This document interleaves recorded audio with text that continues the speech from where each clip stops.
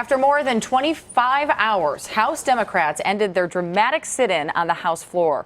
Representative John Lewis wrapped up the sit-in shortly after 1 p.m. Eastern Time. Lewis led the move, demanding a vote by House Speaker Paul Ryan on new gun control legislation. California Representative John Garamendi is with me now from Capitol Hill. Representative, thank you so much for being with us. Can you talk about what the last 25 hours have been like? The last 25 hours have been extraordinarily important. We worked hard to tell the American people that we want them to be safe. We want them to be safe in their homes, in their dance clubs, in their schools. And we have a message. We have a message that if you cannot fly because you're on a terrorist watch list, then you cannot buy explosives or a gun.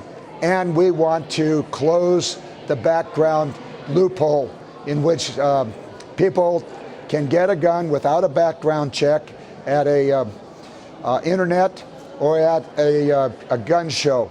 We want those closed, and we've made progress all across this nation, all around the world. People know that there's a problem and that there's a solution to the problem.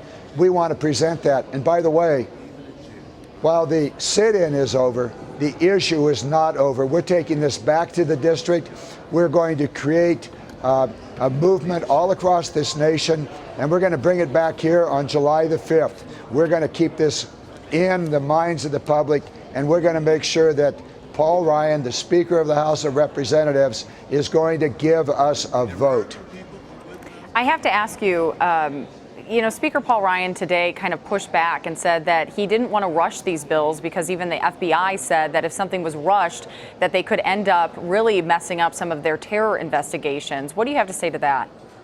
I say he's looking for any angle he can to get out of the trap he put himself in. He has put himself and really the American people in danger, political danger for him and real danger for the American public.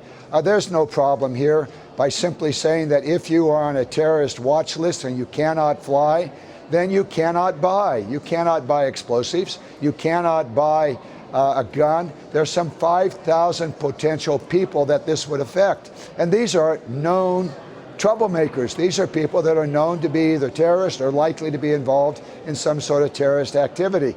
And on the loophole side of it, for heaven's sakes, you can go to a licensed gun deal and you have to have the background check. But you can go next door to a gun show or go on the internet and not have any check at all. Come on, that makes no sense at all. That opens things wide open to criminals, to mentally ill, to people that are on, that have a judicial abuse prevention program on them. All kinds of people that never should have a gun. Mr. Ryan, give us a vote. By the way, Mr. Ryan, this issue has been before us since you became Speaker. And before that, Mr. Boehner. For 5 years, we've been trying to deal with this issue. And frankly, we've had it. The American public has had it. Give us a vote. So Speaker Ryan also said that he believed that this was a stunt by House Democrats. What's your response to that? He's scared to death. This is not a stunt. This is reality. This is what is really going on in America. The Democratic Party says enough is enough. It's time for us to protect the public. It's time for us to end the loopholes on background check. It's time for us to make sure that if you cannot fly, you cannot buy. And he can call it whatever he wants, but I do know that the tens of thousands of tweets that have come into the offices, in fact, more than 3 million, and it's from around the world.